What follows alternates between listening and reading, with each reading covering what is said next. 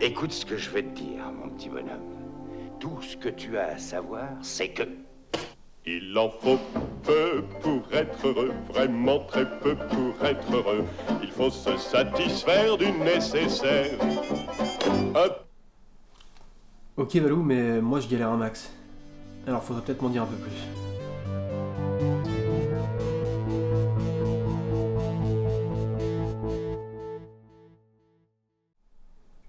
Que peux-tu m'apprendre sur le bonheur ? Ah, bah vous êtes là ?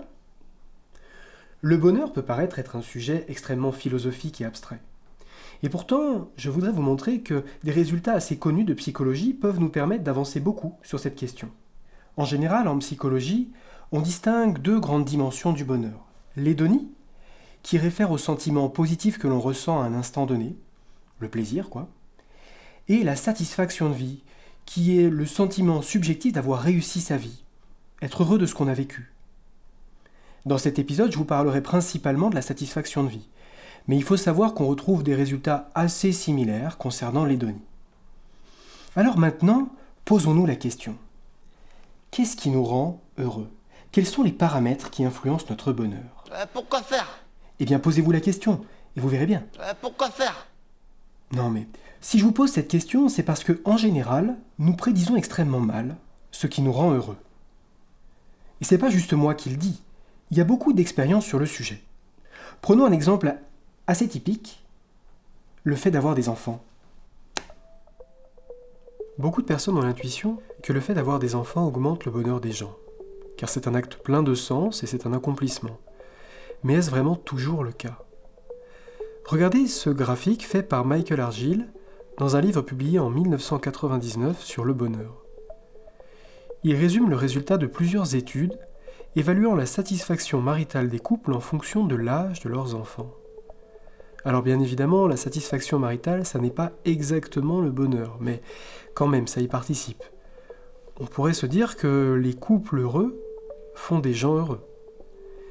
Et c'est assez surprenant, mais comme vous pouvez le voir, les données de ces études indiquent qu'en général, le niveau de satisfaction des couples baisse à partir du moment où ils ont des enfants, pour atteindre un minimum quand les enfants ont entre 12 et 16 ans. Ensuite, le niveau de satisfaction remonte progressivement et revient à la normale lorsque les enfants deviennent grands et quittent la maison, comme si finalement à la fin ils se sentaient... Libérés. Oh, je suis choqué là. Mais moi je connais plein de gens qui pourraient pas être heureux sans avoir d'enfants. S'ils le pensent, c'est probablement vrai, non ? Alors, je suis pas en train de dire que le fait d'avoir des enfants rend malheureux, mais juste que s'il existe un impact à long terme sur le bonheur d'avoir des enfants, il est assez difficile à mettre en évidence juste avec des mesures de bien-être ou de qualité de vie, ou de satisfaction de vie.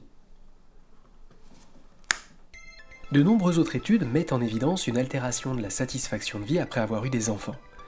Je vous en mets une rapidement à l'écran qui est sortie récemment sur un panel de ménage suisse après la naissance du premier enfant. La satisfaction de vie des femmes est en blanc et celle des hommes en violet. On voit assez bien sur ce graphique un pic de satisfaction au moment de la naissance de l'enfant, mais cette hausse de bonheur ne persiste pas dans le temps et les niveaux descendent ensuite en dessous du niveau de satisfaction précédant la naissance. Je referai peut-être une vidéo sur le sujet si ça vous intéresse, mais au lieu d'approfondir ce sujet en particulier, je préfère vous donner d'autres exemples sur lesquels nos intuitions se trompent concernant le bonheur. Par exemple, selon vous, faut-il être en bonne santé pour être heureux ? Eh bien, on pourrait dire que oui, mais c'est beaucoup moins tranché que ce que l'on pourrait penser. Et en fait, il semble qu'après un temps d'adaptation, notre bonheur soit capable de s'accommoder à des situations pénibles et notamment aux maladies. Par exemple, en 2011, une équipe belgo-française a évalué le niveau de bonheur de 168 patients atteints de locked-in syndrome. Si vous avez lu le livre Le scaphandre et le papillon, vous connaissez peut-être le locked-in syndrome. Pour ceux qui ne savent pas, les malades atteints se retrouvent dans une situation de paralysie totale. Ils ne peuvent pas parler. Ils peuvent parfois communiquer à l'aide de leurs yeux, car c'est la seule chose qu'ils peuvent encore bouger volontairement. Et pourtant, ils sont conscients et peuvent penser comme vous et moi. Et étonnamment, dans cette étude, la majorité des patients qui ont répondu se déclaraient heureux.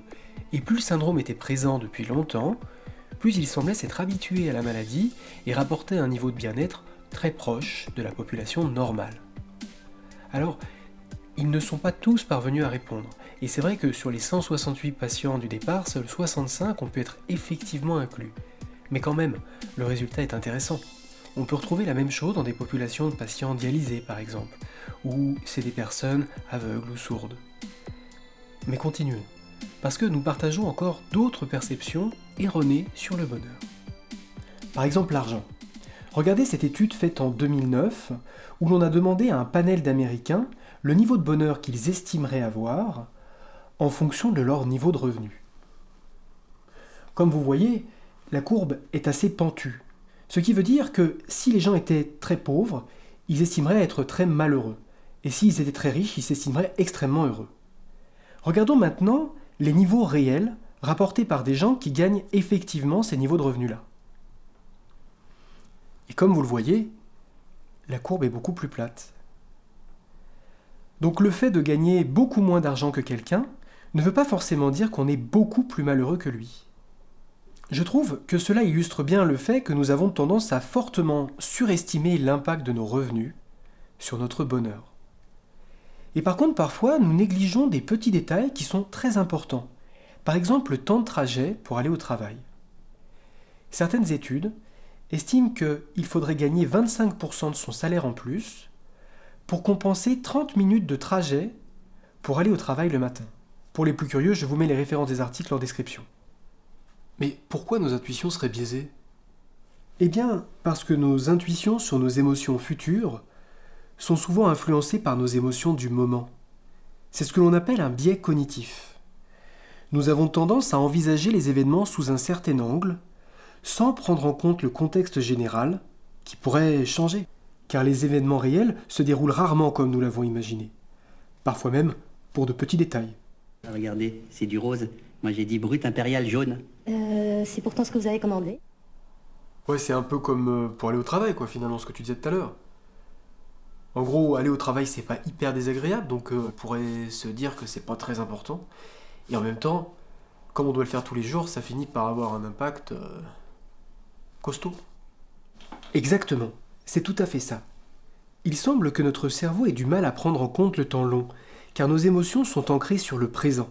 Ce rapport à l'instantanéité et à l'intensité a des conséquences extrêmement lourdes en pratique. C'est par exemple utilisé par les réseaux sociaux pour capter notre attention et nous maintenir dessus, par exemple sur YouTube ou sur Facebook. Mais certains argumentent également que c'est responsable de la crise écologique actuelle, car notre société est ancrée sur le présent et a du mal à raisonner sur le long terme. Si vous voulez des références sur le sujet, vous pouvez lire le livre de Sébastien Boller, Le bug humain, qui est très intéressant. Bien, ok, j'ai compris. Mais concrètement, on fait comment pour atteindre le bonheur alors ? Eh bien, tu te doutes qu'il n'y a pas de recette miracle. Mais avec tout ça, on peut au moins dire une chose très importante. Le bonheur, ça n'est pas forcément obtenir tout ce que l'on désire. Car nos désirs sont biaisés. Il ne suffit pas de les suivre pour être heureux. En général, ils ont tendance à nous pousser vers des expériences intenses mais peu durables. Et il faut donc les pondérer avec des raisonnements prenant en compte le temps long, mais également le contexte. Et dans ces éléments de contexte qui comptent beaucoup pour notre bonheur, il y a notamment nos liens avec les autres. Certains chercheurs proposent même de comprendre le bonheur comme une épidémie, que l'on pourrait transmettre à notre entourage et inversement. Il y a une étude assez célèbre sur le sujet, issue d'une vaste évaluation sur une cohorte de la ville de Framingham aux États-Unis. 4739 individus ont été suivis pendant 20 ans, de 1983 à 2003. Chaque personne devait rapporter son niveau de bonheur, mais aussi renseigner les personnes proches qu'elle connaissait. Cela a été fait à 3 reprises au cours de ces 20 ans de suivi, et le graphe que vous voyez à l'écran représente une partie du réseau d'individus lors de l'évaluation faite durant l'année 2000. Chaque carré représente un homme sur ce graphe, et chaque rond représente une femme. Les traits qui relient les individus représentent les liens sociaux entre les gens. En gros, 2 individus qui se connaissent sont reliés par un trait. Plus un individu est coloré en rouge, et plus son niveau de bonheur est faible, plus il est malheureux. Et lorsqu'il est vert clair, cela veut dire que la personne est très heureuse.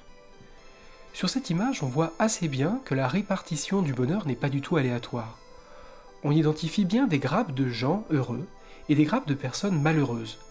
Par exemple, cette zone que j'entoure représente un ensemble de personnes qui sont très heureuses et qui se connaissent.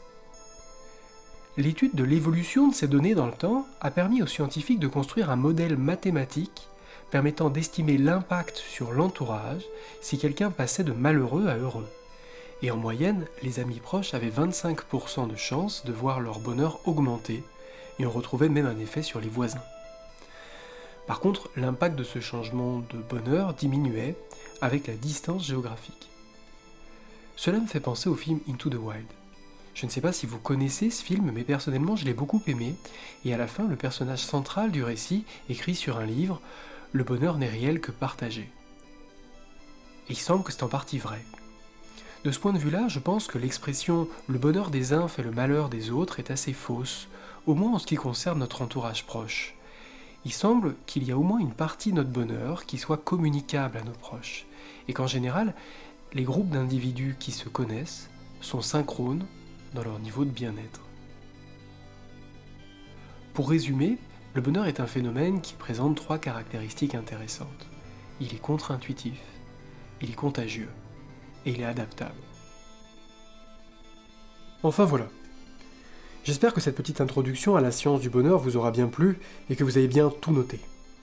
Jessie, relisez-moi vos notes. Je sais pas lire. Qu'est-ce que ça dit? Ah là là. Ils nous rendent peut-être pas heureux, mais qu'est-ce qu'ils sont craquants.